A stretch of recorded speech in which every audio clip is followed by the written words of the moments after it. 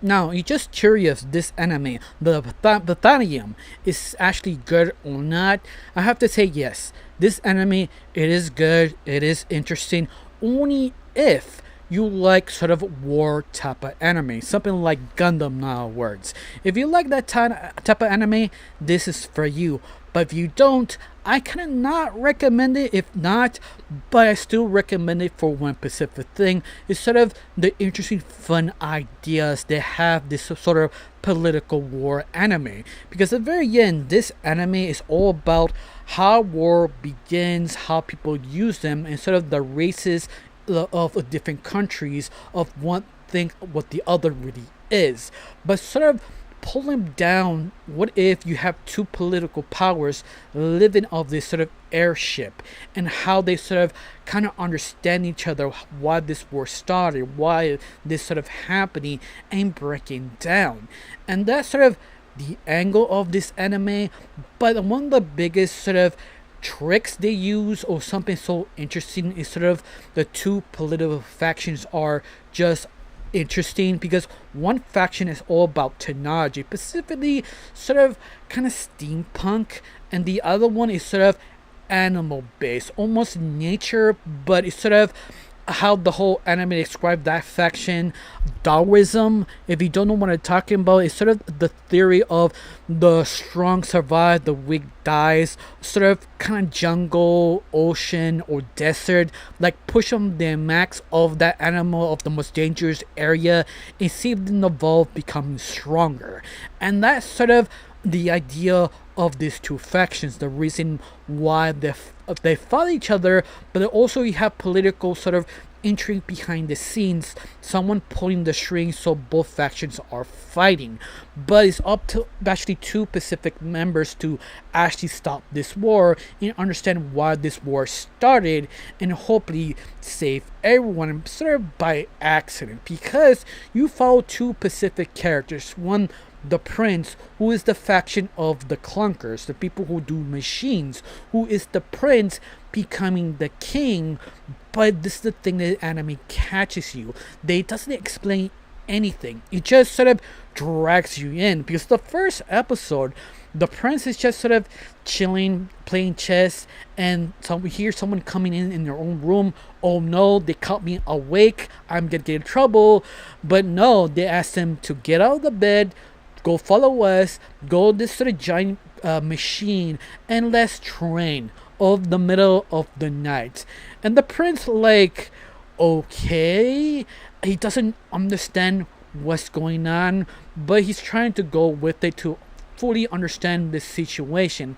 Little by little, the prince sort of realizes what's going on, and he demands an explanation, because he doesn't realize his family has been murdered about this sort of war. Now he became sort of the new king, but not fully the king. Once again, you have some political issues, because he's not truly fully blooded royalty. He's half noble, half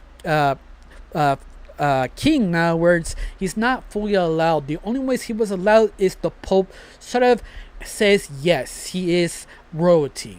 And the very last time he heard, he's not. He's all, what's the whole point? Why should I care? It has no reason to worry about. Of course, he is sort of depressed. His family was killed too. His right-hand man sort of trying to push him, like, we had to keep moving. Let me explain little by little each single episode the situation. I need you to slowly eat the information little by little to grab the situation, because in the very end, you are the new king, even that you're not yet fully crowned, because the prince, not the prince, the Pope sort of reversed his whole idea, saying, no, you are royal blood. Because of this, the Germans want to start a war to stop you becoming king, because they want full control. Basically, this is sort of the point of view of World War II, with giant machines and magical evolution animals in a way. Sounds weird. It is, but it does have sort of very weird, kind of whimsical sort of ideas how they directed it. Something like big work. You never see a Spirit World movie. It kind of does that sort of kind of hopeful, trying to be adventurous. We could stop the war. This sort of idea, because it does that very well. Especially of the second character you follow, called Dylan, if I'm correct, that's her name. Because in the very beginning, she just want to go in the military, use this sort of kind of magical animals. They're not magical, they're just pushed the evolution charts so much. They do interesting things, like a jellyfish flies up the sky and can use lightning, and they rearrange their organs to use sort of like a balloon. In other words, you also have this sort of whale called the Leviathan, who can fit 100 people or 200 people, but have to keep feeding it, tracking their system, what they eat, what they not eat, trying to clean their bodies. Once more, very interesting stuff. But Dylan is sort of interesting because she's sort of an adventurer. The reason why she is an adventurer, that sort of classic I want to have an adventure type of character, is because of her own father. Her own father was an adventurer. She had like flashbacks how her father always had this fun of adventuring, and she want to join that, do like her father. But the only problem is, this is sort of what, a 1950s, or not even 1950s, like 1990s now words, sort of sexism of women. So the only way she can join the military to use this sort of interesting creatures as ships is to pretend to be a guy and join the military on 16. But nobody knows she is a she. She just pretends. Because of this, she has sort of kind of paranoid, like she tried to be a guy. Like she tried to sound like a guy, but not over a top. Like normal things, like, oh, we have to take a shower, and she's like, yeah, I have to do something first. I shower last. Like she had to make sort of excuses, or be sort of private to change, or do something female, like clean her body by herself. Those sort of little things, even conversation with other women, to not kind of put a red flag. She's a woman to pretend a guy to join the military. And that's just sort of interesting, because you're just wondering, what is the time that people realize she is not a he? And that's sort of the interesting thing. On top of this, you can also see the sort of sexism in the crew members, that being like a guy, even women being sexist to other women. But it's sort of not point of view, it's not like pointing at it, it's more like the conversation. And even though our main heroine Dylan does have sort of sexism sort of conversation by accident. Like she doesn't realize the things she says. Like this one specific point, they had to meet a scientist, but this scientist that she realized wasn't a guy. She thought it was a guy, and no, she was wrong. It was a woman, just like her.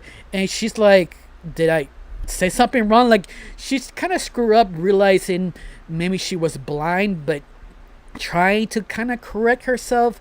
But once more, it's like a little hints here or there, little racism moment jabbing each other.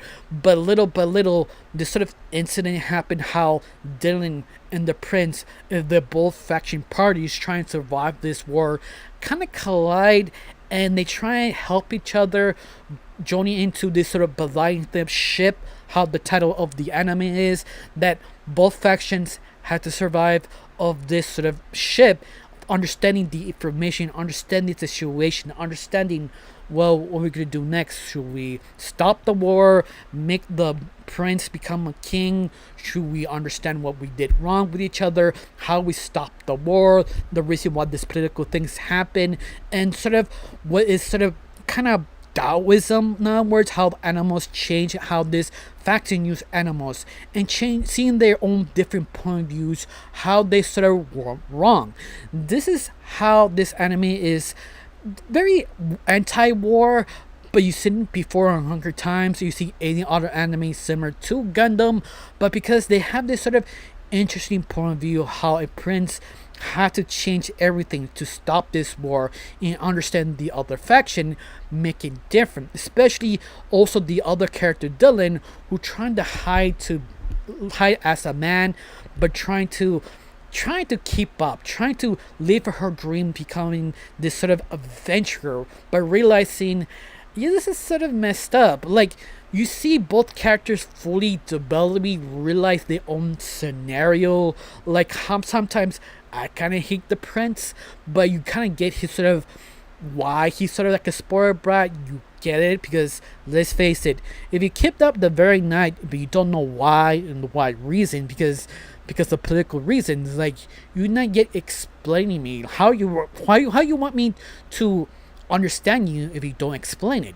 Like also Dylan, how you want me to understand you don't give me a chance to try this ship, try these things, and also accept me as a woman, not like have to become a man. Like you have a lot of different point of views of this anime to give your attention. None of the moments feel boring. It feels super interesting, super fun, also kind of dark because you have moments like one had to take a hostage to survive the other one, even that this person doesn't want to do that. You have no choice because it's war.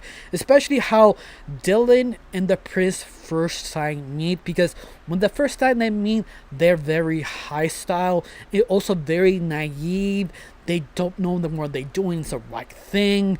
It's not like, oh, you see it. No, you hate it because you know this is completely wrong. You just want them both become better people, hopefully stop the war, because both characters are fun and interesting. You understand how everything fall down because it does explain step by step. The fact there's an episode the prince asks him how this happened, why this war starts, and his sort of right hand man breaks it down using sort of chips how everything is sort of connected, how they push war to happen a war, but you have to say sort of things do happen to start a war. And that's why I kind of enjoy it. It willing to explain everything why this happens, why which political power the reason why they do it, besides grabbing power is to get more money or they just don't like the other person. In fact, there's a lot of little war sort of fun facts if you know them. Like if you never heard the one about how I remember, I think World War II they used bats, but they use chemicals. They give some type of chemicals so they can get close to a house so they can blow up. Pacific time, they actually attempted to do that in real life. In fact, this anime used that as sort of a war strategy and use it from the planes. And you have little fun, weird things they actually do using animals for war, because some of the things they use, they actually attempt to use in real life. But it never did because sometimes animals are unpredictable. In fact, there's one they attempted to use a cat for a spy. Because it's a cat, no one really take notice. The only problem is it didn't work, so that's why they never fully been used. That actually is a real fact. In this anime, they never use that, but they can use it in the near future if they choose to continue this anime.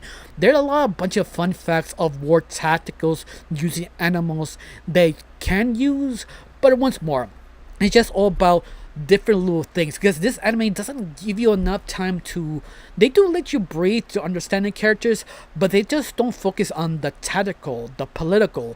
They focus on the characters, the situations, the weird kind of odd conversation, the racist moments, everything they use the right way, because they do have a lot of time, because each single episode is almost like a half an hour. Each single episode is just so interesting and fun because you get the situation, you get why this is happening, you need to stop it, but you have that questions how to stop it, can you stop it, and these two factions can unite to stop the war. It's cliche but done so well, especially all the fun interesting ideas of these two factions. But although that I can't say much, I don't know how you felt about this. Do you enjoy it? Do you hate it? Tell me down below. Let me know. I got nothing else to say. Just thanks for watching. Don't forget to subscribe and have a wonderful day. Bye.